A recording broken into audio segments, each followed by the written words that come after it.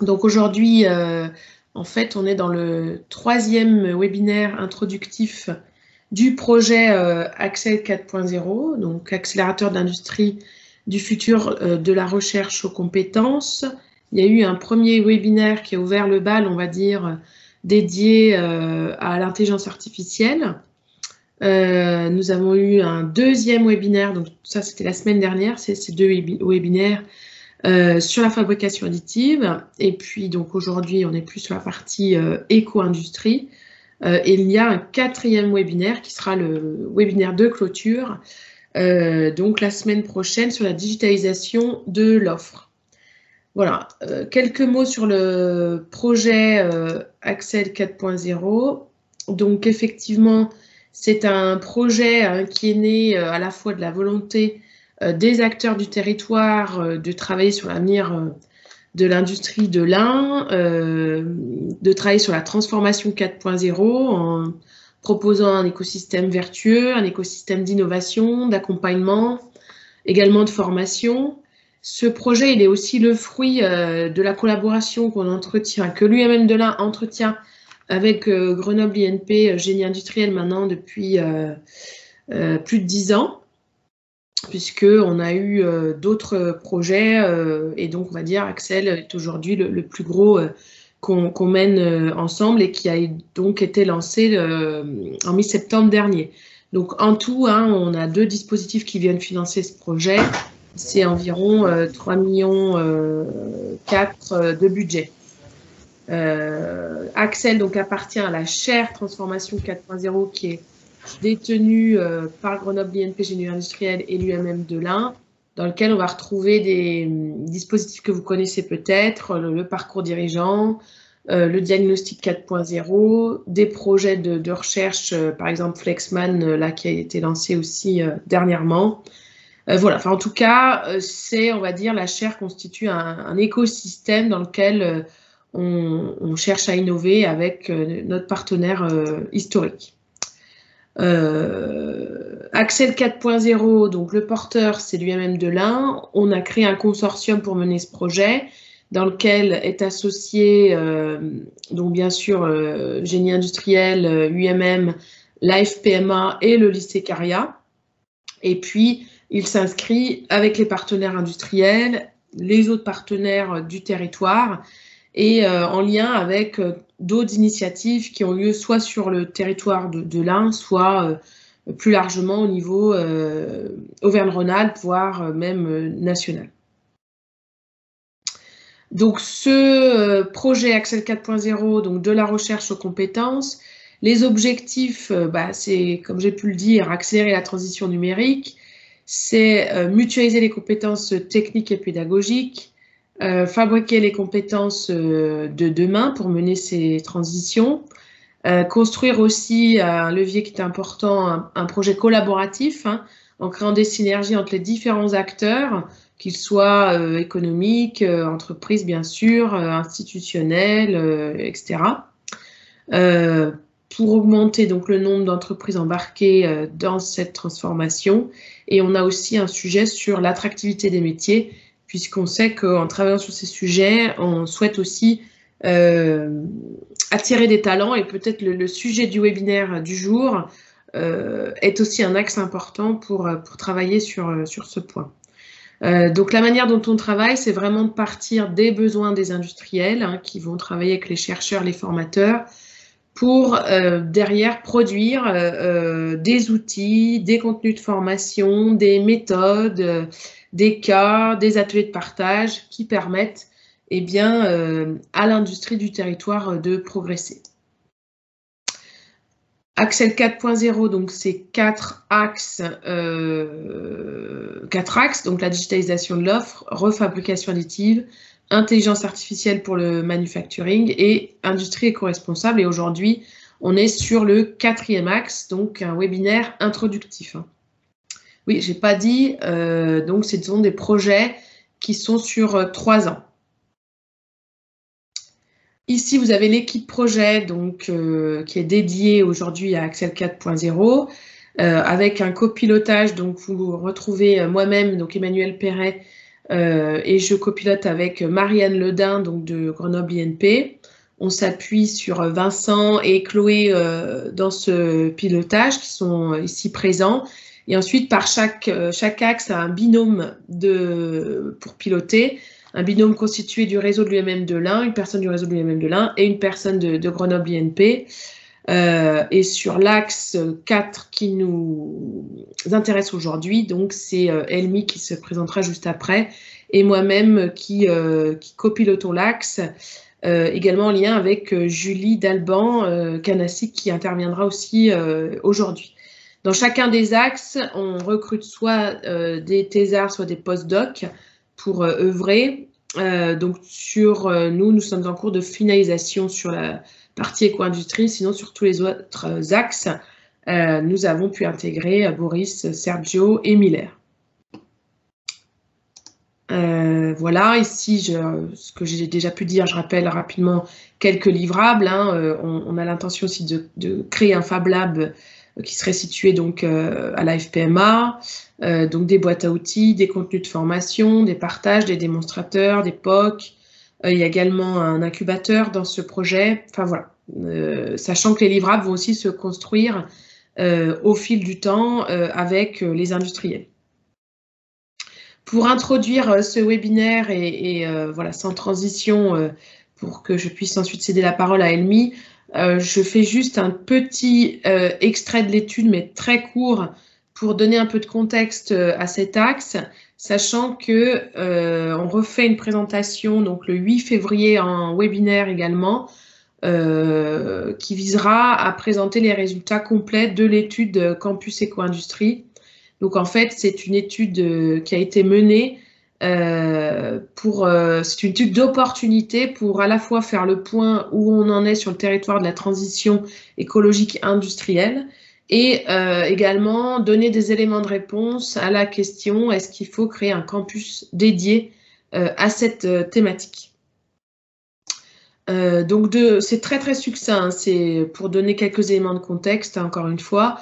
Donc les quelques éléments tirés de l'étude, c'est qu'aujourd'hui on se rend compte qu'au niveau des industriels, le sujet est pris en charge, hein, et que ça s'étend, c'est on va dire une préoccupation qui s'étend au niveau du personnel et que c'est un phénomène qui va s'amplifier dans le temps. C'est une démarche transverse et qui est un vrai levier également pour fédérer les équipes et que le niveau d'engagement constaté, en tout cas sur le territoire de l'Ain, est plus hétérogène. Il va dépendre de la taille de l'entreprise, de son secteur d'activité, de sa position aussi, est-ce qu'il est sous-traitant ou pas, et de sa direction, clairement. Ce qu'on a aussi indiqué, enfin, on est arrivé à classer, je ne sais pas s'il faut dire ce mot, mais en tout cas, on a essayé de modéliser aujourd'hui des niveaux d'appropriation des démarches de cette transition écologique et on a repéré 4 niveaux. Des entreprises qui sont plutôt dans une approche curative où on est plutôt sur la partie gestion de déchets, etc., enfin, en réaction par rapport au sujet.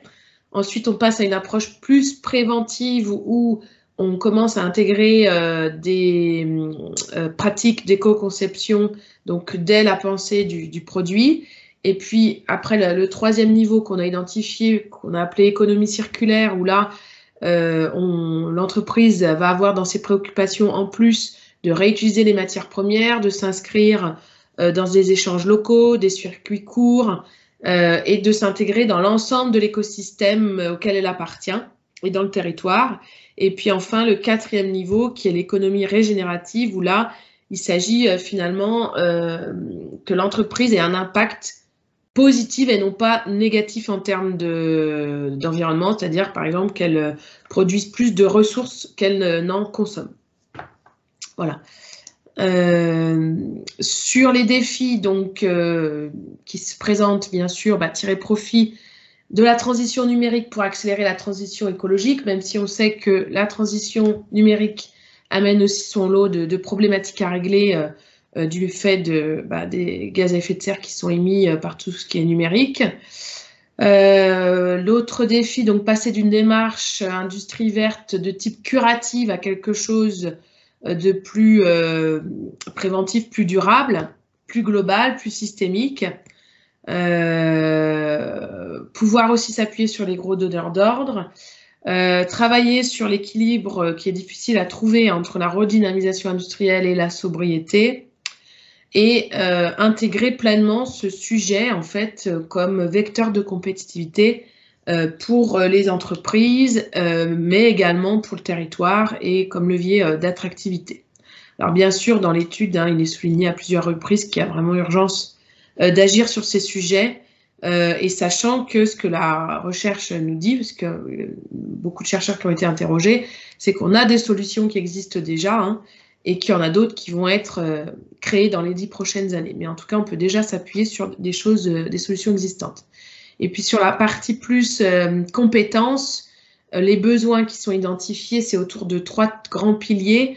Donc des savoir-faire métallurgiques traditionnels, c'est-à-dire qu'on n'a dit pas qu'on n'aura plus de soudeurs, on n'aura plus d'usineurs, etc. Bien au contraire. Donc ces savoir-faire plutôt traditionnels, des nouveaux savoir-faire techniques qui sont liés à des nouvelles techno vertes, on peut parler des batteries, mais on peut parler d'autres choses encore, et puis des savoir-faire plus spécifiques dédiés au déploiement de ces démarches dans l'entreprise, donc peut-être plus liés aux normes ISO, etc. Voilà, c'est quelques mots voilà, qu'on souhaitait partager en mise en contexte, on va dire, de l'Axe, et notamment dans le contexte particulier donc des industries de lin. Et je le rappelle, avant de céder la parole à Elmi, donc le 8 février, on passera donc 1 heure complètement que sur la restitution de cette étude. Merci Emmanuel. Donc je prends le relais pour la suite de la présentation. Alors peut-être brièvement quelques mots, qui suis-je? Donc moi je suis enseignant-chercheur à Grenoble IMP. Je fais une partie d'enseignement dans l'école de génie industriel, qui est donc partenaire vraiment du projet, et mes activités de recherche dans un laboratoire de recherche qui relève aussi de Grenoble IMP, qui s'appelle le laboratoire GESCOP, pour le laboratoire de Grenoble dédié aux sciences et optimisation de la conception. Sciences de la conception et optimisation des produits, pardon.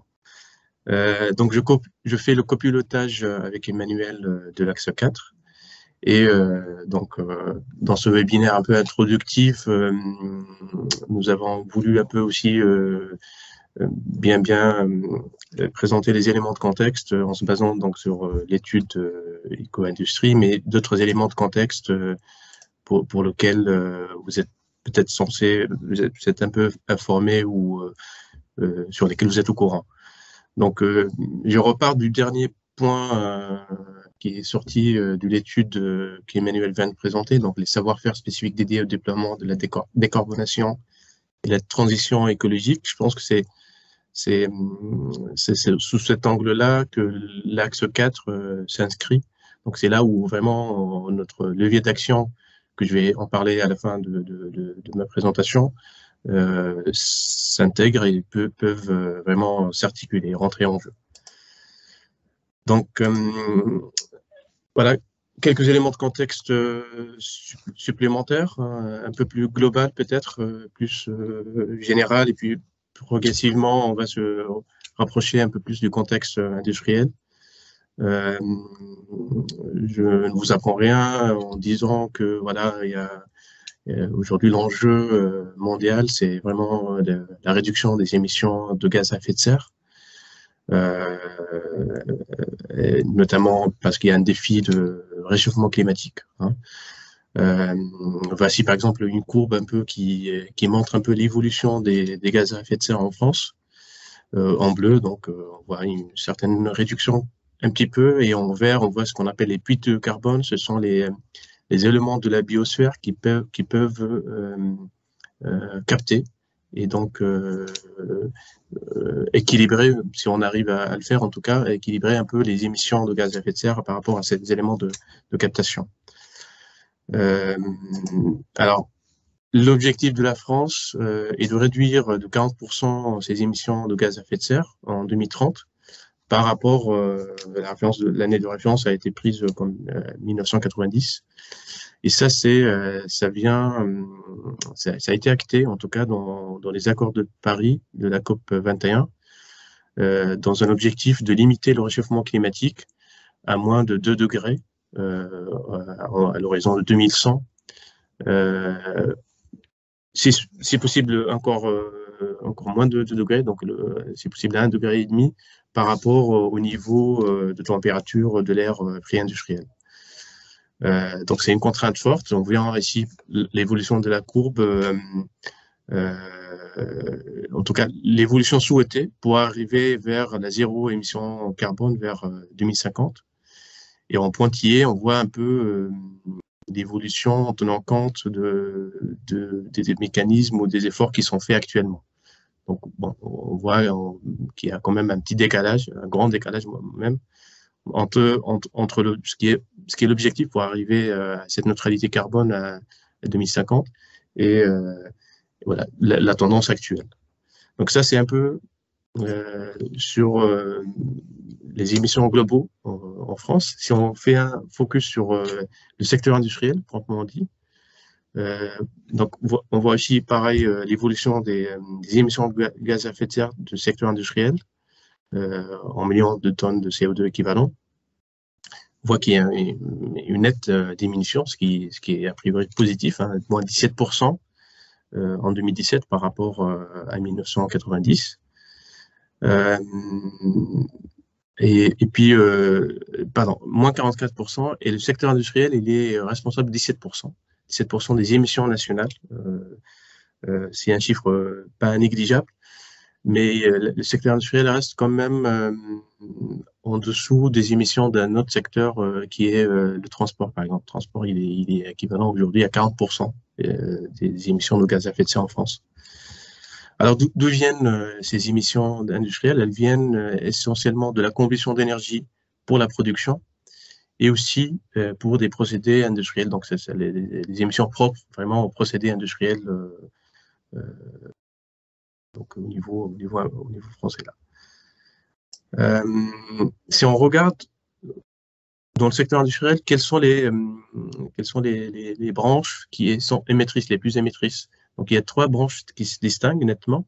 Donc, la fabrication de minéraux non métalliques, c'est-à-dire tout ce qui est ciment, verre, industrie de la chaux, par exemple, la chimie, la métallurgie, et puis les autres industries manufacturières et construction. Donc, ces dernières, peut-être, sont les secteurs où les entreprises de l'UIMM de l'Ain sont le plus positionnées. Donc, métallurgie et puis d'autres types d'industries, injection plastique, électronique, etc.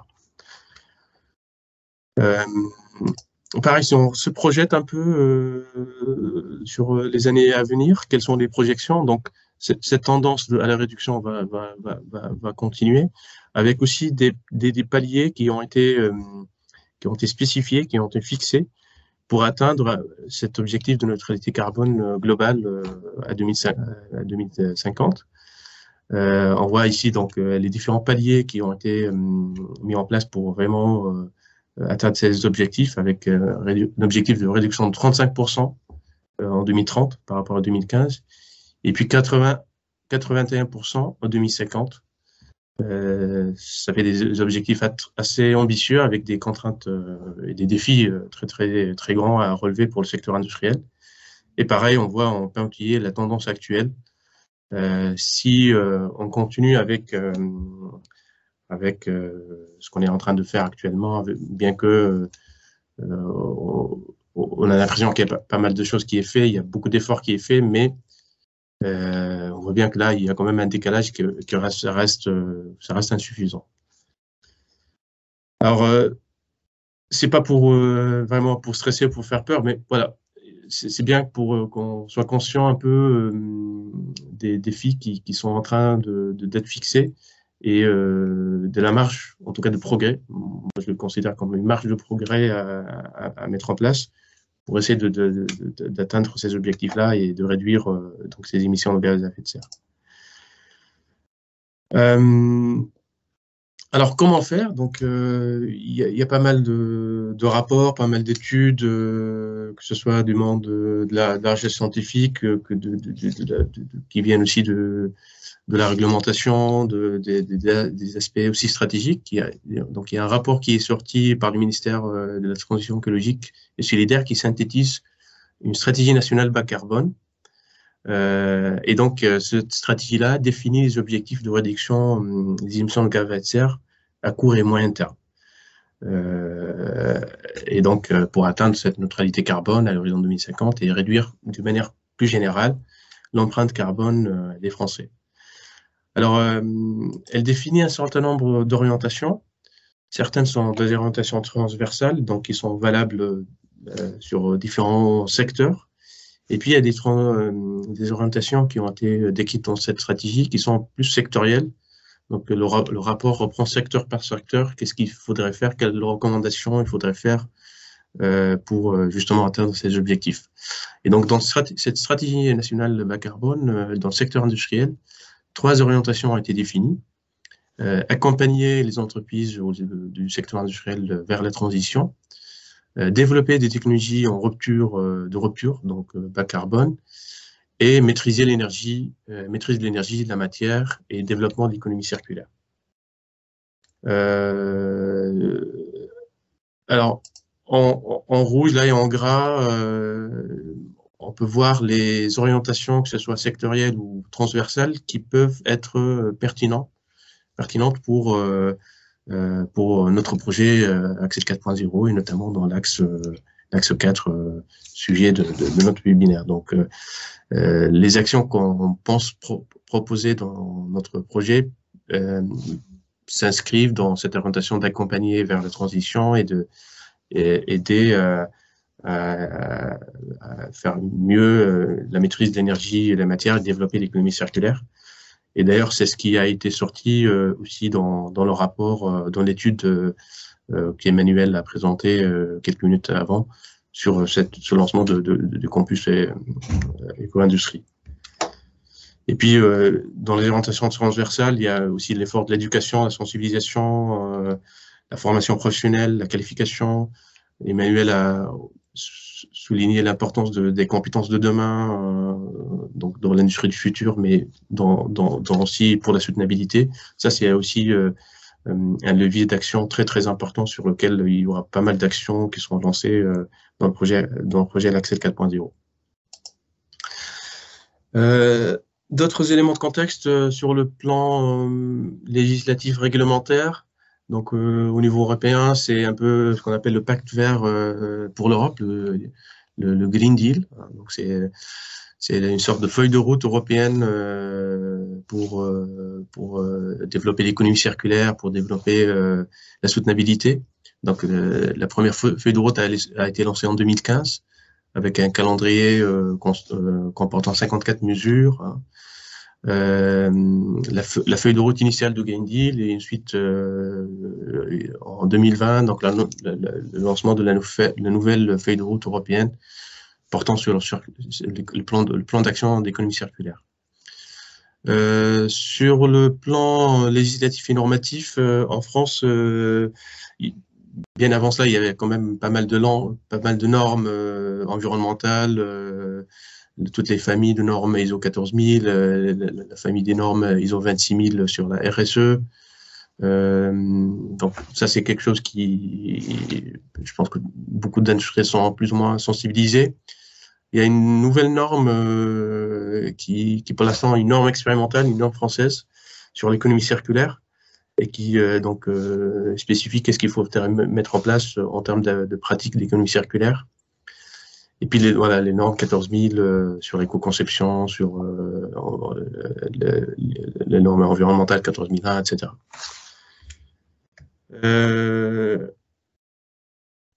La loi AGEC, qui est une norme, pas une norme, mais une loi, c'est une loi donc qui a été sortie en 2020, qui commence à rentrer en action, qui rentre progressivement, et des leviers d'action qui rentrent progressivement en application. Certains articles de cette norme touchent peut-être certains industriels de l'UMM de l'Ain, quand on parle de recyclage de plastique, avec un objectif de faire du 100% recyclé, du plastique recyclé en 2025. Il y a le lancement de nouvelles filières d'éco-organismes. Donc, l'éco-organisme, ce sont des organismes qui sont lancés pour financer et gérer toutes les filières de fin de vie des produits. Donc, traditionnellement, on connaît les éco-organismes de gestion des emballages, des produits électriques, électroniques. Là, il y a une nouvelle filière qui entre en action progressivement à partir de 2021 sur les dispositifs médicaux, sur les maîtres de construction, sur les jouets, sur les articles de sport et de loisirs, les articles de bricolage. Donc, peut-être certaines entreprises seront impactées par ces nouvelles filières d'éco-organismes. Il y a aussi le malus aux fabricants qui n'appliquent pas l'éco-conception, donc ce qui est dans l'idée de vraiment inciter fortement, on va dire, les industriels à mettre en place l'éco-conception vraiment dès les phases amont de recherche et développement. Et puis, vous êtes au courant, voilà, l'indice de réparabilité qui commence à un peu être diffusé par l'ADEME sur un certain nombre d'équipements, notamment sur les équipements de l'électroménager, par exemple. Alors, l'ADEME aussi a sorti dans l'idée quel levier d'action pour l'industrie. Donc, l'ADEME a sorti très récemment, en fin de l'année 2021, un rapport Transition 2050 qui présente un certain nombre d'actions sectorielles, pareil, pour justement relever ces défis de la transition. Donc, pour le secteur industriel, 5 transformations ont été identifiées par l'ADEME. Dans le projet Axel 4.0, nous aurons effectivement à inscrire nos activités dans certaines de ces transformations-là. Donc, la transformation 1, l'idée d'adapter, de faire évoluer la production en fonction des besoins. Donc, l'idée de la sobriété, ça renvoie aussi à la nécessité de réorganiser le système industriel.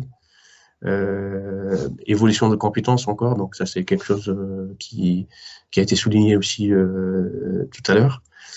La réduction de l'empreinte matière à travers le développement du recyclage, à travers les différentes boucles d'économie circulaire. La transformation 3 à travers l'axe de l'efficacité énergétique, ça c'est une demande ou en tout cas un besoin qui a été aussi soulevé dans l'étude dans l'enquête du campus éco-industrie, et je pense que ça va être que Emmanuel va revenir dessus plus longuement dans le webinaire. Donc l'idée vraiment d'améliorer les process pour être énergétiquement moins consommateur d'énergie et donc par conséquent moins émettrice de gaz à effet de serre. La substitution d'énergie carbonée, donc l'idée de réutiliser beaucoup plus le plus possible, en tout cas, des sources d'énergie renouvelables. Et puis, la transformation 5, c'est le captage et le stockage des émissions résiduelles directement des process industriels. Alors, nous, on va peut-être pas travailler sur cet axe-là, mais voilà, ça a été quand même une transformation qui a été soulignée par l'ADEME dans ce rapport-là. Alors, les leviers d'action dans notre projet Axel 4.0, ils se trouvent sur 3 niveaux. Le niveau éducation, le niveau recherche et le niveau collaboration industrielle. Donc, au premier niveau éducation, là, je présente les actions sur les 2 années de travail sur l'axe 4. Le projet Axel 4.0, il dure 3 ans. Ça a été bien expliqué par Emmanuel, ce qui inclut les 2 premiers axes du projet. Et les 2 derniers axes sont financés par un mécanisme de financement du projet qui fait en sorte que ça dure 2 ans. Mais potentiellement, bien sûr, notre action peut se poursuivre en parallèle sur la dernière année du projet. Donc, sur l'axe éducation, le mot-clé, voilà, c'est la compétence. Quelles sont les compétences nécessaires? Quelles sont les cibles? Il faudrait penser à développer des contenus de formation pour accompagner les personnes en fonction de leur maturité sur le sujet de la soutenabilité et de la maturité de l'entreprise dans laquelle ils travaillent également. Et puis, d'adapter le contenu en fonction du niveau de formation. Là, vous avez vu dans le consortium, il y a évidemment l'UMM de l'Ain avec toutes les entreprises adhérentes. Il y a le lycée Caria, donc là, on cible plutôt des gens qui sont au niveau lycée. Et puis, il y a l'université, donc il y a nous avec un département de formation professionnelle et nos formations d'ingénieurs en cycle ingénieur également. Donc, une diversité du public, une diversité des cibles. Il faudrait, en première approche, voilà, comprendre leurs besoins, identifier le niveau de maturité et quel gap devrons-nous combler en termes de connaissances. En termes de recherche, l'axe 4 il est très fortement corrélé aux travaux dans les axes 1, 2, 3 sur la digitalisation de l'offre, sur la fabrication additive, sur l'intelligence artificielle. Sur les axes 1 et 2, il y a deux doctorants, donc un doctorant par axe. Et nous, donc, notre ambition, en tout cas, c'est de voir comment on développe des approches, des méthodes, justement, qui peuvent regarder cet aspect de développement durable, cet aspect soutenable sur les 3 axes en même temps. Et puis la collaboration industrielle, c'est premièrement en essayant de comprendre les attentes, les besoins avec les industriels, et puis de construire des ateliers, des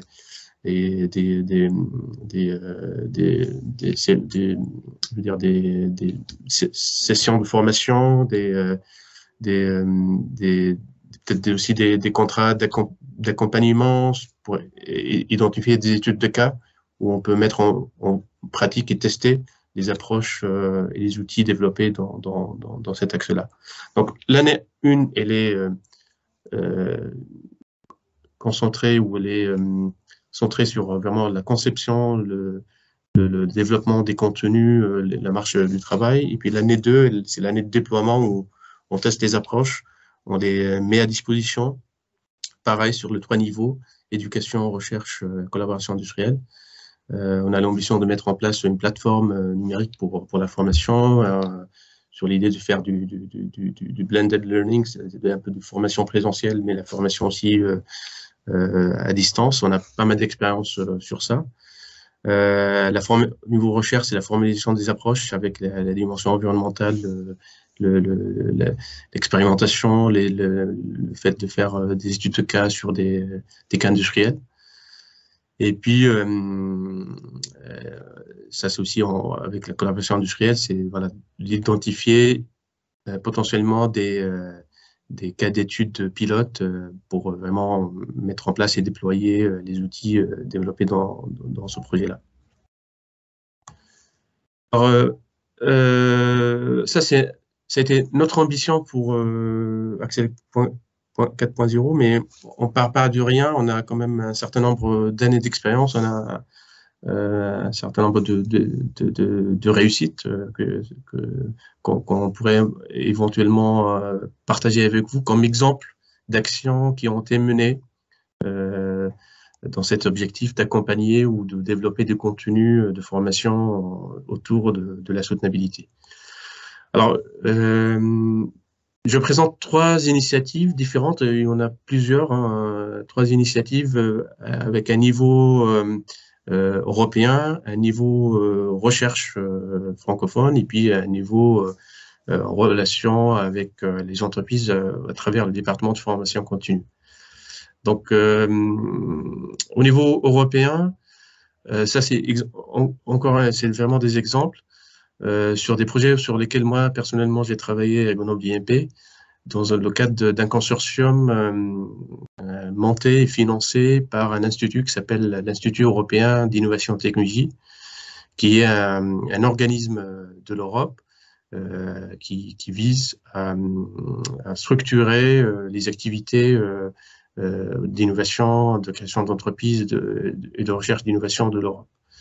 Donc, cet institut-là, il a ce qu'on appelle des kicks de communautés thématiques qui sont un peu des communautés sectorielles. Donc, on a une communauté sur le climat, une communauté sur l'énergie, sur l'éthique, sur la santé, etc. Donc, dans une communauté qui s'adresse aux matières premières, on a eu à participer à 4 projets européens avec à chaque fois des consortiums avec Grenoble IMP participante, avec d'autres universités partenaires, mais toujours avec un ou plusieurs industriels impliqués dans ces consortiums-là.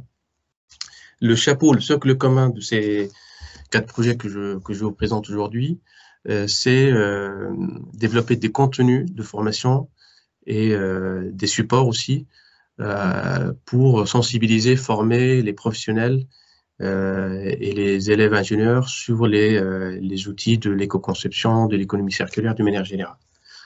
Là, c'est un tableau qui synthétise un peu ces 4 projets que je vous présente, avec chaque fois quels sont les partenaires impliqués, le thème, les objectifs, les livrables. Hein, donc, sur le projet, c'était vraiment un MOOC et un atelier de 2 jours sur les matières premières critiques, l'économie circulaire. Le deuxième, c'est spécifique à l'analyse du cycle de vie. Donc, cet outil qui permet de mesurer et quantifier les impacts environnementaux d'une activité économique ou industrielle.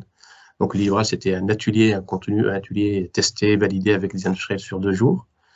Le deuxième, troisième sont 2 projets sur l'économie circulaire et spécifiquement sur un scénario de l'économie circulaire qui est le remanufacturing. D'ailleurs, je m'attarde sur le dernier projet qui vise à mettre à disposition et susciter l'intérêt des industriels sur le remanufacturing. Alors, le remanufacturing, c'est ce qu'on appelle peut-être en vocabulaire un peu plus simple, le reconditionnement, l'idée de reprendre un produit en fin de vie, de le démonter complètement et de le réparer et puis de monter, réassembler le tout et d'avoir un produit quasiment neuf, avec à la base un produit en fin d'usage. Donc l'objectif de ce projet a été de organiser des bootcamps, ce genre d'ateliers où on se déplace. C'est pas les industriels qui viennent chez nous, mais nous on se déplace chez un industriel pour former ses équipes et les aider en tout cas à réfléchir sur l'économie circulaire en général et en particulier sur une démarche de remanufacturing. Et donc dans ce projet, il y a 12 ateliers de bootcamp qui ont été organisés dans les 3 pays partenaires. Il y a un gros industriel de fabrication des équipements, des engins de travaux publics et miniers qui s'appelle Metso. Mais nous, en France, on a organisé un bootcamp avec un industriel qui fabrique des équipements de cuisine. Et donc, on a réfléchi avec eux, avec différentes personnes de l'entreprise, de différents métiers, sur les défis du manufacturing, les process, l'aspect modèle économique, pour vraiment lancer cette activité du manufacturing. Deuxième projet sur la deuxième dimension, donc recherche nationale. Ça, c'est un projet dans lequel personnellement je prends part, mais je ne prends pas part, donc je ne fais pas partie de l'équipe projet, mais mes collègues du laboratoire y participent. Avec un deuxième laboratoire de Grenoble IMP, G2E Lab, qui est un laboratoire d'électronique, et puis 2 industriels, Eaton, un grand industriel de l'équipement, qui a des activités en équipement dans l'équipement automobile, mais les métiers, c'est vraiment de fabrication d'équipements électriques et électroniques. Et Oscaro Power, qui est, vous connaissez sans doute Oscaro.com, célèbre plateforme de vente de pièces détachées de vos voitures.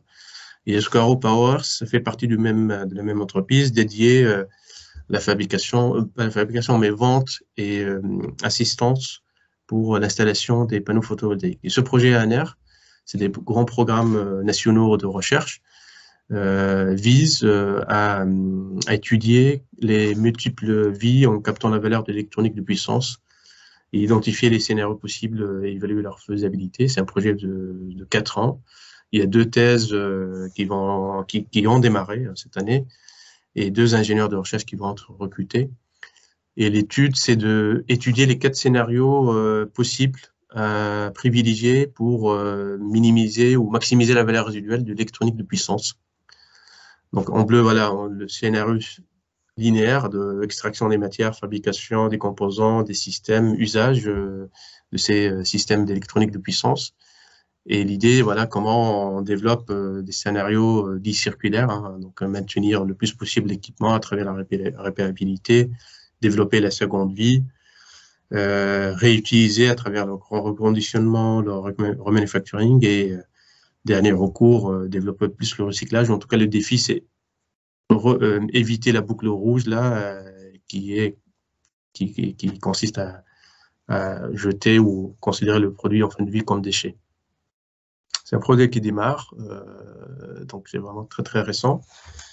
Et troisième niveau, c'est au niveau formation continue. Donc Julie Dalban s'excuse elle ne peut pas être là aujourd'hui. Elle a justement une action avec la formation professionnelle. Donc elle pilote un certificat dans le département de formation professionnelle de Grenoble-IEP, un certificat de compétences éco-conception de produits et de systèmes. Et c'est un certificat qui est enseigné sur une année avec des gens qui viennent du milieu industriel, qui visent à les aider à mettre en œuvre une démarche d'éco-conception en considérant l'ensemble du cycle de vie et en évaluant les différents impacts environnementaux. Voilà un peu les objectifs de ce certificat, en tout cas les apports ou les compétences clés qu'ils devront avoir. Comme leur tour et qu'on souhaite avoir un peu de temps pour discuter avec les participants, donc j'essaie d'accélérer un petit peu. Donc la formation sur 10 mois avec un rythme alterné, un programme pédagogique. Dans la formation, comme c'est une formation de Grenoble-IEP, ils ont la possibilité d'avoir à disposition les équipements, que ce soit soft, logiciel, des équipements machines, équipements technologiques dans les plateformes de l'université. Et puis, voilà, c'est une formation d'excellence puisque on s'appuie sur les compétences des enseignants-chercheurs des différentes écoles de Grenoble-IEP. Et un focus sur un projet fil rouge qui accompagne les apprenants tout au long de ce certificat. C'est un projet qui est réalisé par les apprenants, mais qui est proposé par un industriel. Et on a plusieurs. Là, Julie a souhaité faire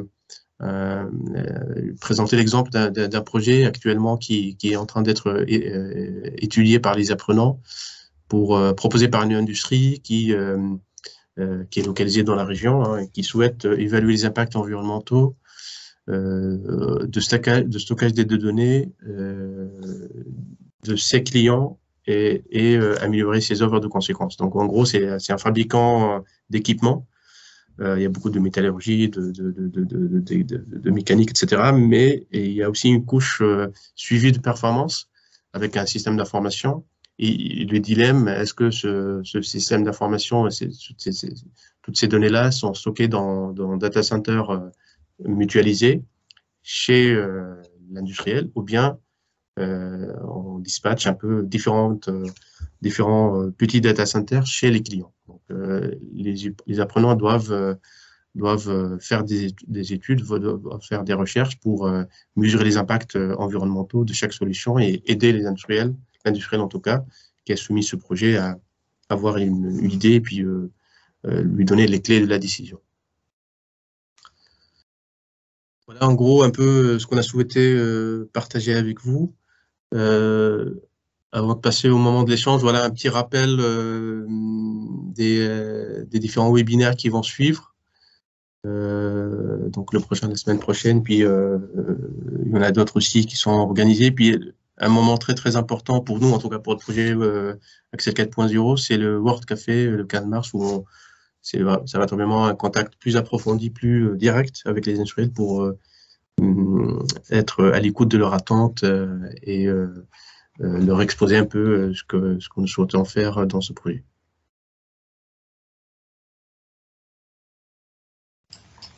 Merci de votre attention. Et donc, si vous avez des questions,